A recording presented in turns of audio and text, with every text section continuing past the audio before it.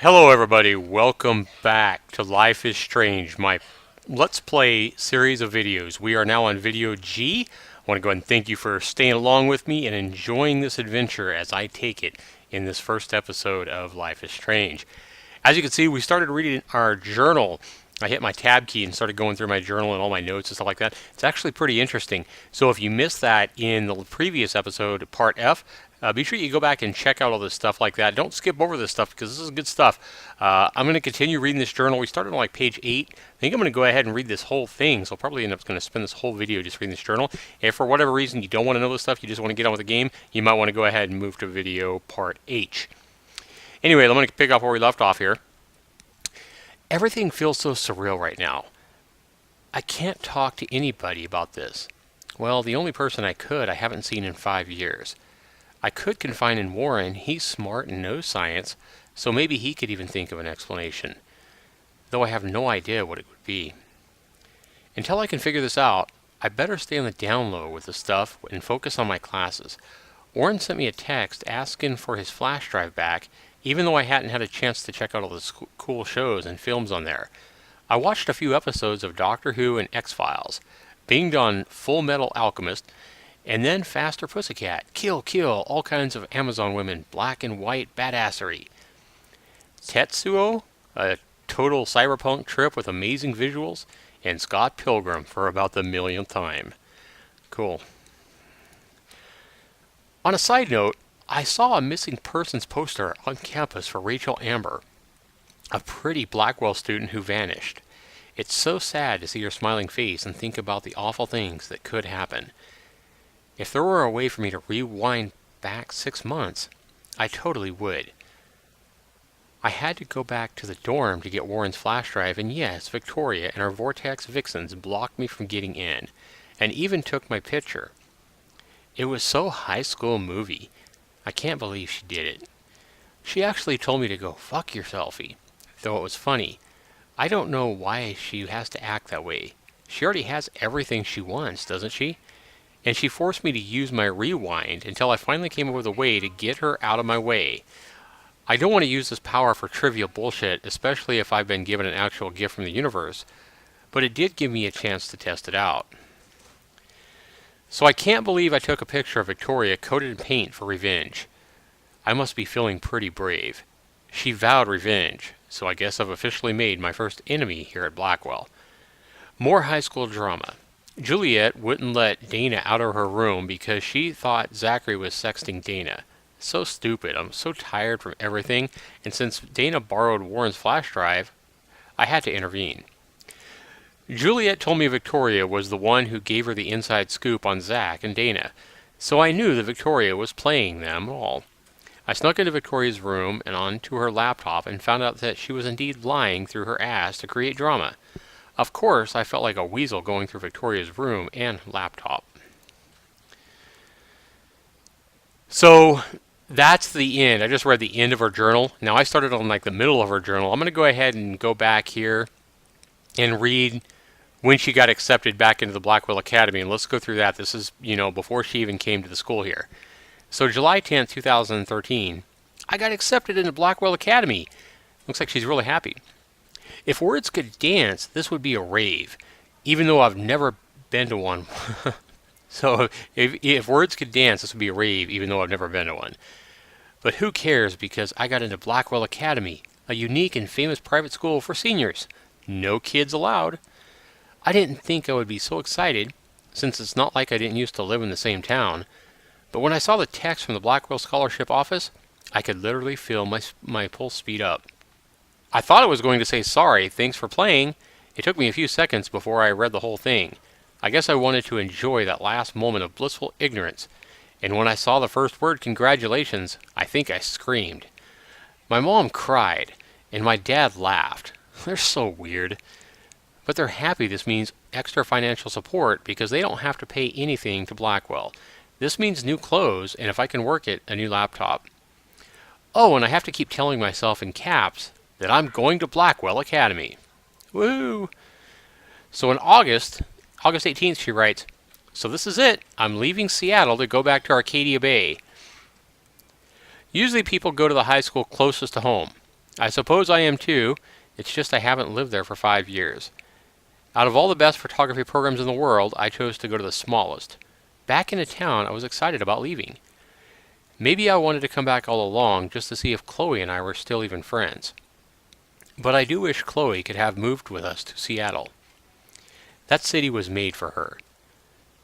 When we would play pirates in our rooms and in the woods, it seemed like Seattle was that fabled faraway island of treasure and adventures that we were always seeking, with coffee shops. But Seattle wasn't like a fable. Au contraire. Now Blackwell Academy seems more exotic to me than any other place in the world. To study photography under Mark Jefferson. Sigh. Insert hearts and flowers. Plus there will be a cool diverse students from everywhere. It won't be like my high school now. I never really found a groove with my classmates, or boys. I'm lucky I have a couple of great friends here. But it's time to ship out. So maybe Arcadia Bay will actually turn out to be the island of treasure and adventure I've been looking for. Alright, so on August 25th, 2013, she writes, "Shit, it's crazy here. I didn't realize how much crap I had to pack until I had to pack all my crap. Mom and Dad are getting a little too excited I'm clearing out my room. Though I caught Mom crying when she was packing my shirts. That made me want to cry like a little girl and never leave Seattle. So instead of packing, I feel like burning all my clothes, then just raiding a little thrift store and build up a new Max wardrobe over my junior year. Not that I even have an old Max wardrobe. Nobody will know me except for Chloe. And who knows how different we are now. So I can cut my hair, get a tat, and some piercings, maybe date a cute foreign exchange artist from Paris or Rome. I can do anything, unless I get busted. And there will be so many super cool chances for my photography to get exposed. Thinking about that is when I get scared, but excited. And then I don't feel like crying at all. I get tingles down my arms sensing the universe opening up for me. I can't wait to leave. I just want things to be different at Blackwell." September 2nd, 2013. Well, after midnight, she writes, "My first entry from my new dorm room the night before the first day at Blackwell. Woo! I haven't had any time to write or even take pictures since I got here. My shit is in boxes all over the room, which is small, but mine, and I never want to leave. I can't wait to decorate. I plan a whole wall of photos. I did meet some of my dorm mates, though I suck at remembering names, so I won't bother right now. But I think I can already see who's going to be cool to me and who's not. It's a bitch trying to get settled into a new school and social scene after I finally got good friends in Seattle. But I'm here now, and this is the start of a new life. Sweet dreams." The next day she writes, "Blackwell sucks ass. I told myself not to whine so soon, but damn, the day started like Christmas morning. I barely had any dreams because I was so pumped to start my first official day of my new life. Like a dork, I couldn't figure out what to wear, so I just chose what was on the floor. I'm no good with names and faces right away, but I picked up some names like Kate, Brooke, Taylor, Alyssa. And how could I forget Victoria Chase? Rich, stylish, and entitled. I could feel instant judgment when she looked at my raggedy-ass clothes. As if I'm at Blackwell to strike fashion poses. Maybe I'm being extra crispy sensitive, but I think Victoria wants life here to be like her own reality show. Ugh. So that wasn't fun, along with the general social unease. I thought it would be easier being back. Call the ambulance. I don't want this day to end all woe is Max. It was incredible to walk across the green campus in the morning mist. I love the stone steps and brick walls of Blackwell. Everything is a picture waiting to be taken. Speaking of, at least one great thing did happen today. Mr. Jefferson's photography class. Sigh. There's more to tell, but journal? Forgive me, I'm truly wiped out." So the next day, September 4th, her second day of school, she says, or she writes in her journal, "I have an assload of homework already. So much bullshit. At least give us noobs a day to acclimate. But to prove I'm not a total loser, I made a new friend in my science class. His name is Warren Graham, and he's a serious geek. Plus he's dark and witty. He comes across as kind of a know-it-all, but it turns out he does kind of know a lot. We talked about photographers, and he actually named a few I'd never heard of. We traded numbers, and he'll be a good study partner or a good friend. I'll need at least one based on the click action I've had here. I thought being 18 meant I didn't have to deal with this teenage drama anymore. I thought. At least I get to research famous photographers for some of my homework. Mr. Jefferson assigned us a ton of reading, but this is exactly what I want to study. Jefferson is super cool and super chill. He doesn't try to be too hip, just says what he thinks and expects us to do as well.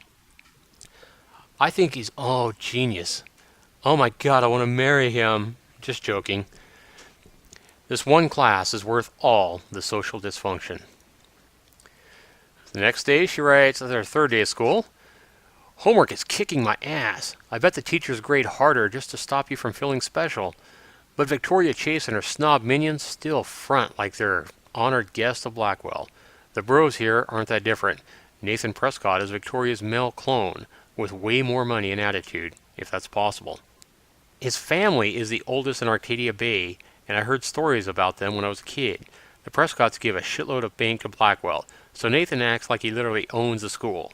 Yesterday during class, he put his feet on the desk, started texting the teacher, didn't say jack.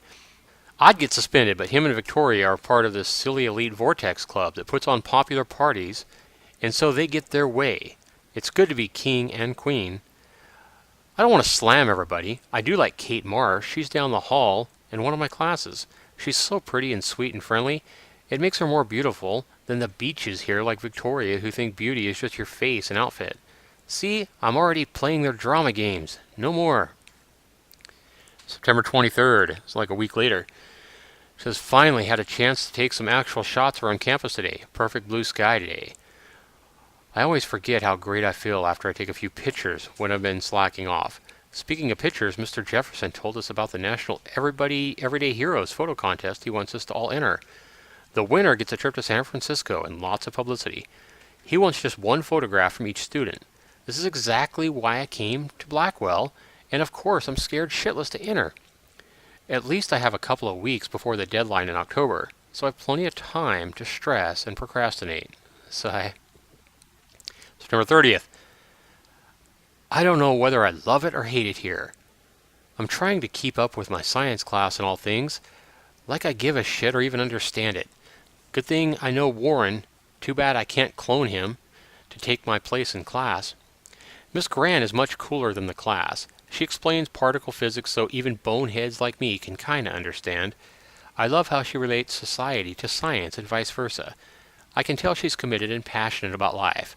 Unlike some of us in her class, but I'm trying to engage more, even if it means asking actual questions in class instead of hiding in the back.